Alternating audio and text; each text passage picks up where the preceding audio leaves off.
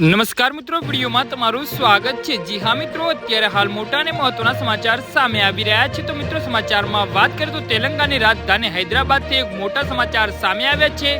વાસ્તવમાં અહીં 4 મીનાર વિસ્તારમાં ગુલજાર હાઉસ પાસેની એક ઇમારતમાં ભીષણ આગ લાગી હતી। આ ઘટનામાં 17 લોકો બળી જવાથી મોત થયા છે, જ્યારે ઘણા લોકો ઘાયલ થયા છે। માહિતી મળતા જ પોલીસ અને ફાયર બ્રિગેડની ટીમ ઘટના સ્થળે પહોંચી ગઈ હતી અને રાહત અને બચાવ કામગીરી શરૂ કરી હતી। આ ઘટના રવિવારે સવારે 5 થી 6 વાગ્યાની વચ્ચે બની હતી। આગ લાગવાનું કારણ હજુ સુધી જાણી શકાયું નથી। જી હા મિત્રો, અત્યારે હાલ દુઃખદ સમાચાર સામે આવી રહ્યા છે।